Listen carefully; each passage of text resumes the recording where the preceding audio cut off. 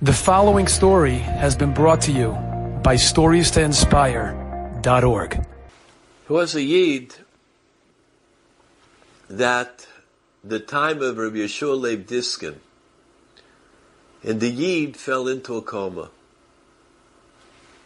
The doctors said, that's it for him. He will not survive. He will not come out of the coma. He was there for a number of days. All of a sudden, he came out of the coma, and he began to have a refuah. After some weeks had passed, Rabbi Yeshua Leib Diskin asked that the man come to him, and the man did. Rabbi Yeshua Leib said, tell me, what happened? What happened when you were in the coma? He says, I want you to know, Rebbe, that I felt myself going up, and I was standing in front of the Beis Shalmaila, in front of the heavenly court, and there, they took out that big scale, and they placed on one pan the mitzvahs, and they placed on the other pan all the averis, all the sins, and the one with all the sins was weighing it out, and I didn't know what to do. I was crying, and all of a sudden, there were malachim that came, and they put on top of the mitzvahs something that I don't know. And all of a sudden, the mitzvah side weighed out, and they paskined in the Beis Shalmaila l'chaim. He goes to life. And then I woke up. Rabbi Yeshua Leib Diskin said, tell me, what special mitzvah did you do? What was the greatness that you did in your life? After a while discussing it, Rabbi Yeshua Leib Diskin saw that this man did not even know how to read Aleph Beis. He was not learned in Torah. Rabbi Yeshua Leib kept pressing him. But tell me something that you have done. Tell me, there must be one thing that you did that was extra special. And the man said, well, I can tell you, there is one thing, maybe. I heard the people were talking. I came from the village to the city, and they were talking about sukkah, sukkah. And I thought like it was an interesting name. Finally, I said, what's a sukkah?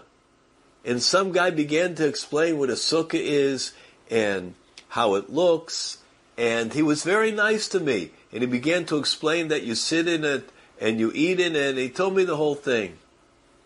I got very interested in that mitzvah. I don't do too many mitzvahs, but that one captured me. So I went home, and I got some big boards, huge boards. I wanted to build a sukkah. So I didn't know how you build it, how tall it has to be. I wanted it to be tall enough that it covers me. So the board was on the floor, and I went and I lied down on the board. And then I was going to mark off where my head is, so I would know how tall to make the sukkah. While I was lying on the board, there were some ruffians, some hoodlums from the neighborhood, young guys, and they came and they saw me on the board. They began to insult me and jeer, and they said all kinds of different bad things to me. They picked me up while I was lying on the board, and they began to carry me quickly. They went through the town, and they insulted me. And they said, look at that one lying on the board on top of us. You know how foolish this guy is? Look at him and have a good laugh. People never saw him. Michigan laughed, some people. What bisyoinus? What bisyoinus? What shame? What embarrassment? Bushuchlima. Finally, they finished. He went, carried the board back to his house. Do you think it discouraged him? Do you think he complained? Do you think he let out one word of a taina towards Hashem? That he's trying to do a mitzvah and look what happened? He did not say one word. He did not think one thought. He built the sukkah. And he stayed in the sukkah day and night. He ate in there and slept in there and whatever else a Yid would think of to beautify the mitzvah he did. Rabbi Yeshua Leib Diskin went over to him, gave him a kiss on his hand. He said, I want you to know, what the Malachim were putting on the side of the mitzvahs, was the bizyonis, the shame, the embarrassment, the insult, all that you sustain, put it on that side. It's the Yikara Metzias. You realize what a sav busha, what a little bit of embarrassment does in this world. And it's because, of course, that you did a mitzvah, bitmimus in Mesirat Nefesh.